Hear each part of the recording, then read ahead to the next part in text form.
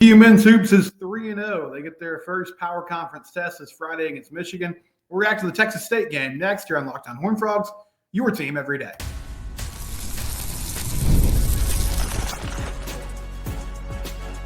You are Locked On Horned Frogs, your daily podcast on the TCU Horned Frogs. Part of the Locked On Podcast Network, your team every day. That's right, Locked On Horned Frogs, your team every day. I'm your host, Steven Simcox. Usually talk football this time of year in the first segment, but it's a bye week, and Jamie Dixon's squad went out there and played Texas State last night. They won, not super convincingly, but they did get a victory. They get to 3-0. So we'll cover that. We'll also talk about some bowl projections for the football team, where they stand, and then we'll get some of your thoughts in segment 3. You can always chime in on the show in the YouTube comments or tweet at me at SimcoxSteven. Subscribe to the YouTube channel. You can find us on your favorite podcast platform as well. TCU defeats Texas State 76-71 on Tuesday night in Shalimar Arena. Now, the big story here, free throw shooting. Frogs really struggled to shoot free throws. They were 15 of 32, so 46%. On the flip side, Texas State was 18 of 21, 85%. Now, Jamie Dixon did say after the game, and this kind of goes back to the free throw discussion. He said they told the guys leading up to this ball game that this was going to be a fight, it was going to be a battle, because Texas State's a good team. They're at the top of the Sun Belt, potential tournament team, and they've got a lot of seniors, got a lot of guys that have played together for a long time. TCU, once again, heavy transfer portal influence, basically breaking in a brand new team as they've kind of turned over the roster each and every year. Had some carryover last year, but this year especially sort of blew the thing up because you had a number of guys that graduated and moved on, and you had to refill the tank and fill it in with some different players. So they knew this was going to be a tough one.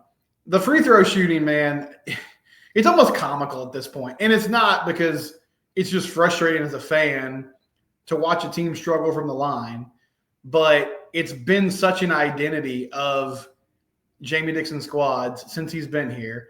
And I haven't looked back at his numbers at Pitt. I know those Pitt teams were known for defense first, and they typically struggled offensively. So I would imagine it was sort of the same. What I'll say about it, I mean, I jokingly tweeted last night, I was like, it's almost like it's a law now. It's almost like it's in the Bible that every TCU basketball team has to be really bad at the line. I don't feel like it's from lack of practice. I mean, everybody's just immediately going to go back to, you got to get in the gym and you got to work on free throws. And I understand that's the knee-jerk reaction. I feel like the guys are working on free throws. I mean, it's a Division I Power 5 program. Maybe they're not working enough, but I would venture to guess that that's a huge part of what they do from a fundamental standpoint every day is get shots up, and specifically shots at the free throw line. Jamie said they didn't shoot well and shoot around, and that translated to the game itself. Honestly, I think the bottom line is, and maybe it'll be a little bit different this year because this team seems to have some more firepower from the outside as compared to TCU teams in the past. But the type of player that Jamie usually recruits and goes and gets, and this is my biggest frustration. There are some things about his tenure here that I think people are unfair about, or the criticisms are unfair. Maybe this is just as simple as these are the types of guys that we can get, but I think given that it's been such a trend now, it's more like this is the type of player he wants. Long, uber athletic, can defend multiple positions, but not great scorers, not great shooters. And I feel like that comes out in a lot of ways, and one of them is free throw shooting. If you struggle to get buckets in a traditional way offensively, you might also struggle to shoot. But also, like, Noah Reynolds is known as a good shooter. He was 4 of 8 from the free throw line last night. 6 of 7 from the field, 4 of 8 from the free throw line. Frankie Collins is a vet. He was 1 of 3 from the free throw line. Like, there are guys on this team that should be better at the charity stripe. They're just not doing it right now. As far as the positives go, Frankie Collins looks like just a floor general, a true point guard. I said that after the first game. When he's on the floor, and Jamie Plunkett, who covers the team for 247 Sports, he mentioned this multiple times last night. When he was off the floor, they really struggled to score. And, I mean, he's got the ability to go finish inside. You saw that last night. Like, he put a nice spin move on somebody in transition. He'll put it on the deck, get to the rack, finish around the rim. He does a nice job doing that.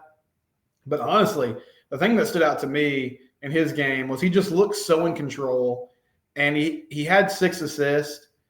They had a nice 2-man game working at times with him and David Punch, where Punch would come set the ball screen, and he would come off of that, and he was just doing what he wanted. I mean, whether that was being aggressive himself and going to get in a bucket or dumping it off to him and letting him finish in the inside, he just knew what he wanted to do. He had a very clear plan. He played at a good pace where you could tell, like, this is my moment. This is my chance to dictate the game, and I'm going to do what I want.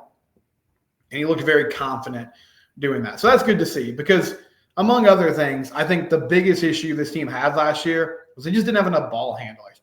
They didn't have enough guys that could, one, go get their own bucket, but secondly, could just take control of the game, not turn it over, run the offense smoothly, and make plays. And he was able to do that really well. And everybody else, a little bit different, but Frankie did that very well last night. Other guys that played well, Trezarian White offensively had a good game, 16 points, 7 to 10 from the field. A lot of that early in the first half. I think it was Frog Fan that mentioned to me after the first couple of games, like, I'm kind of concerned about Trey White. Like, we haven't really seen him make an impact. You saw some of the ability in the game against Texas State.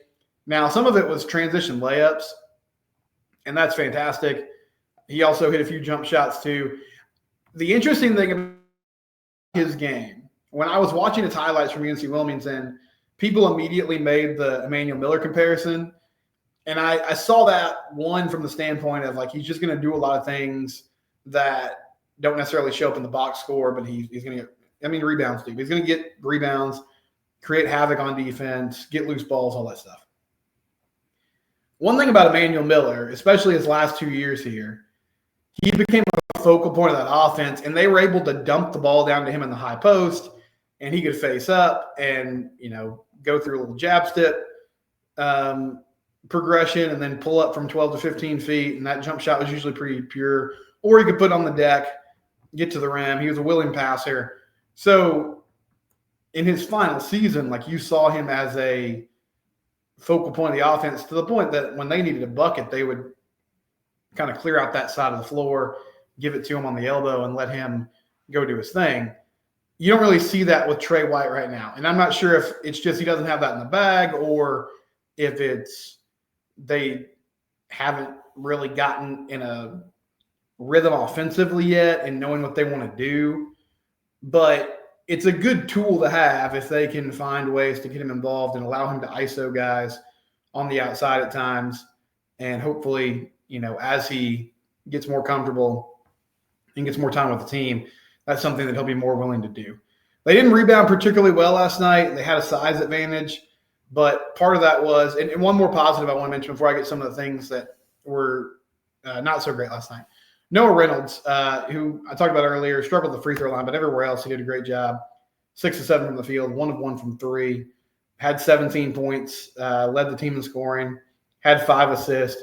Really smooth player. Again, kind of like Frankie, they're not speeding him up. He plays at the pace he wants. He looks very decisive on offense.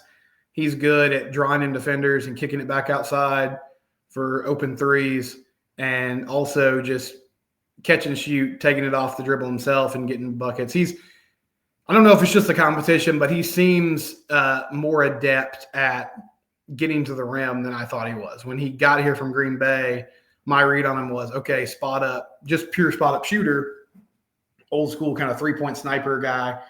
But it looks like, at least early in the season, he's shown the ability to go get his own shot. And that's significant because TCU didn't have a lot of guys that could do that last year within the rhythm of the offense. It was like, okay, can we get out in transition? Can we either get fast break points or early scoring in the shot clock before the defense gets a chance to set up and run through their typical communication? So all that was good. On the negative side, defensively, just a tough night. Jamie Dixon said after the game, Texas State had 19 layups, which is way too many. They shot 42% from the field, only 29 from 3, but they were 18 of 21 from the line. They converted on their free throw opportunities. And I don't know what was happening. I thought the officiating was pretty bad in the first half. It seemed like calls were going against TCU at an uneven level. Micah Robinson got a technical for staring somebody down after a bucket, which, I mean, yeah, freshman mistake maybe, but it looked pretty innocuous. Like it felt like something they could have let go.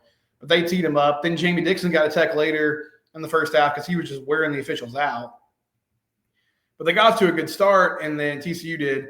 And then Texas State started getting a lot of easy buckets. Rotations were poor. Ernest Uday was having a lot of trouble, around the rim against some undersized big guys. And so that's not good. They got to clean that up before Friday when they take on Michigan. And Ernest didn't play a lot last night. Dealt with foul trouble, had 2 fouls in the first half. And then early in the second half, had a very silly foul. Like Texas State brought a big man up to the free throw line. They were just trying to give him the ball early in the offense at the free throw line extended. And Ernest reached over and got called for a foul. He also had an over the back call earlier in the game that I thought was ticky-tack, but it's just you got to be smarter. I mean, you're having a frustrating night. It felt like he was just trying to do too much.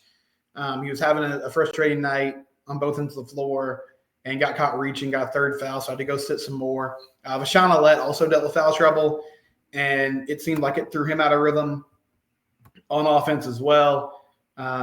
He ended up with 5 points in 17 minutes. He was 2 of 5 from the field. Allett can score. I mean, he's a dude that can fill it up. I think the issue for him is going to be he's a volume shooter. When he's on the floor, he's looking to take shots. And if he's in rhythm and he's doing well, that's great. But you worry about, okay, are there going to be nights where he kind of shoots you out of the game if he starts chucking it up there and it's not falling? Does he going to have the self-awareness to be like, okay, it's not my night. Maybe I need to get to the free throw line, or more importantly, swing the ball around, make sure we got good ball movement, do my part to draw defenders in, and then find other guys who can make things happen. Especially, in games like last night where he didn't seem to have it offensively. And part of that was he dealt with foul trouble too. And so he didn't play his typical amount of minutes. And, when you're on and off the bench, it's hard to score at your usual pace. So that's something to watch as well. Michigan on Friday, Wolverines are 1-1. They lost to Wake Forest 72-70. They beat Cleveland State, beat them handily in the first game of the year. Danny Wolf, their center, is a 7-footer. They also got a forward in Sam Walters, who's 6'10". So a lot of size up front, and TCU doesn't have a ton of depth there. David Punch had to play a ton of minutes last night. David Punch and Micah Robinson, the true freshman, you see the athleticism. You see the ability. It hasn't clicked yet. I don't know when it will, but David had a tough game against Texas State at times. I think he was playing a lot more than you would expect him to with the foul trouble that Ernest had. There's some juice there, though. I mean, they look physically, they already look like Big 12 basketball players coming in as true freshmen. And TCU really hasn't had a dude like that since Mike Miles. And Mike wasn't overwhelming physically, but he was just an outstanding scorer. And, really from the jump, I think even his freshman year when RJ Nembhard was kind of like the dude that they wanted to run the offense through, it's pretty apparent about halfway through the season. Mike Miles is the future of this thing, and he's the guy that can go make it happen. So it's going to be fun to watch those guys grow. I like the core group they have here. Last 2 games haven't been as impressive as the season opener, but we'll get a better measuring stick when they take on Michigan in Ann Arbor, on Friday night. So make sure you're tuning into that when we come back. Actually, I want to mention real quick, TCU women, they also played tonight, also played Texas State, funny enough. And that game is at 6:30. Lady Frogs are 2-0. They defeated Houston Christian and New Orleans. Texas State tonight, and then Sunday, 2 p.m., NC State. NC State was in the Final Four last year. Very good program. So we'll get our first look at this squad that Mark Campbell has put together. It's very exciting against great competition on Sunday afternoon. But before that, another tune-up game against Texas State, and we'll see what Haley Van Lith and company can do tonight. When we come back, some bowl projections. Where are the Frogs slated to go? What could it mean? We'll talk about that next round. Lockdown Horned Frogs, your team every day. If you need tickets to TCU basketball, the men or the women, or the Arizona game, home finale for the Frogs, any upcoming bowl game, if you want to check out the Armed Forces Bowl this year, whatever the case is, Gametime app is here for you. Download the Gametime app today. Use the code LOCKEDONCollege for $20 off your first purchase. I've told you before, but the thing I love about the Gametime app, They make it very simple for you. There's no hidden fees. I mean, there's some fees. You're going to pay some fees, but you know what they are up front. They tell you this is what you're going to pay.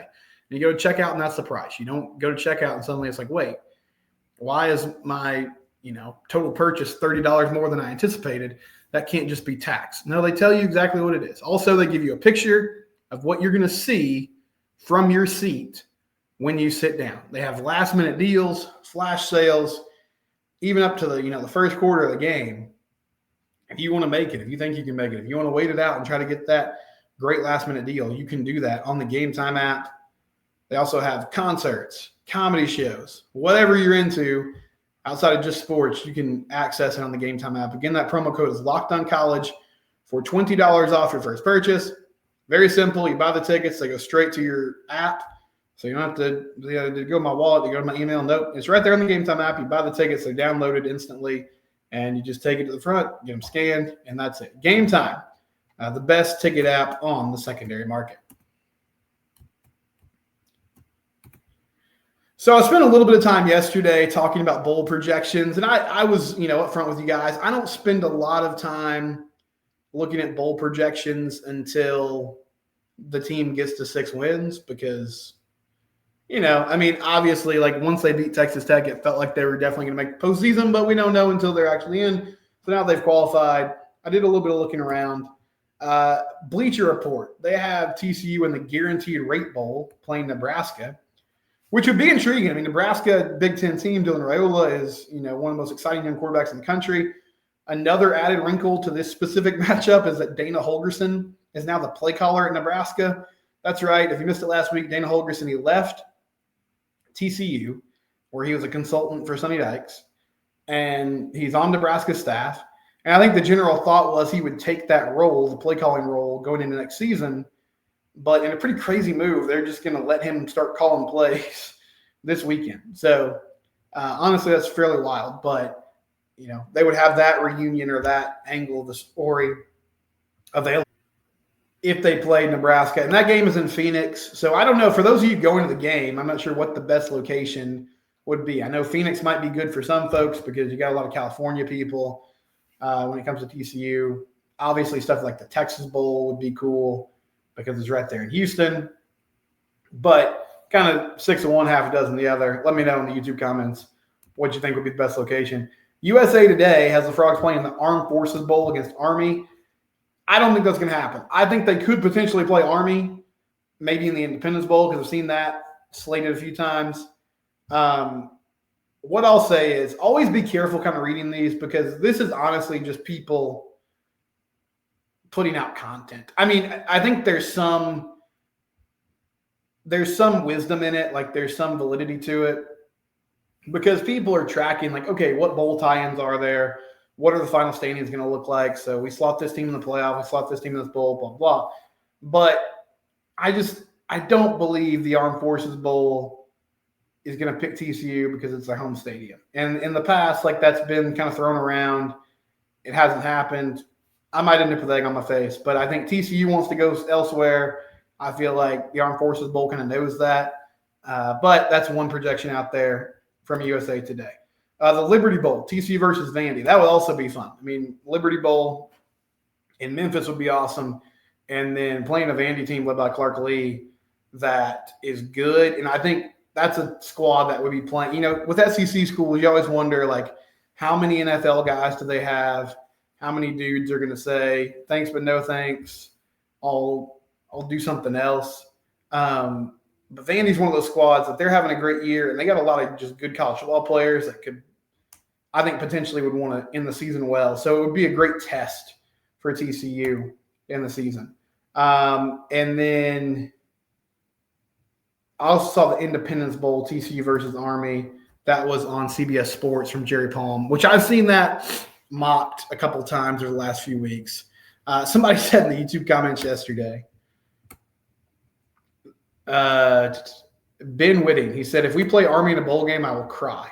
That'd be such a bad game because we would lose and it would be boring. Okay, let's not cry, but I understand where you're coming from. The Army program's a lot of fun. Like the triple option, it's great to watch if you're not trying to defend it.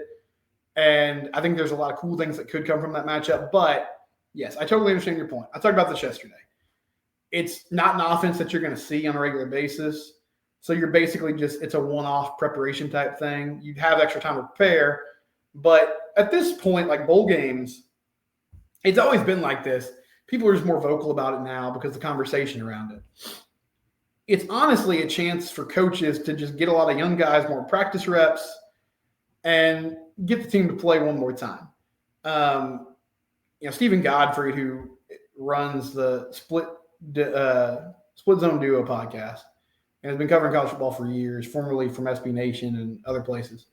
But I remember him at one point a couple of years ago saying the secret is, like, if coaches could honestly have their choice, a lot of them probably wouldn't even want to play the bowl game. They would just want the 20 extra practices that you get, and then they would love to, maybe get away with their team for a weekend. And the game itself, it's not secondary, but the motivation kind of varies from program to program. So playing a team like Army that just runs a completely different offense than you're going to see, it's not super advantageous for, the future of like what you're trying to build. And yeah, the matchup on paper looks rough because TCU's horrible run defense. I will say I don't think Army's faced an offense like TCU, so that explosiveness and ability to score could throw a wrinkle in things, but they also can go on like a 13-minute drive that chews up an entire quarter, and then you look up and you're like, man, we're not getting a lot of opportunities and possessions on offense today. So I understand why everybody's like, I'm not sure, but that's just the projections I've seen. I've also seen some projections for the Texas Bowl against maybe like an LSU, which would be fun for obvious reasons, the location, and then just LSU being a storied program and them being so close to Houston. Like, I think the fan turnout would be outstanding. We'll come back and get more of your reaction next here on Locked On Horned Frogs, your team every day.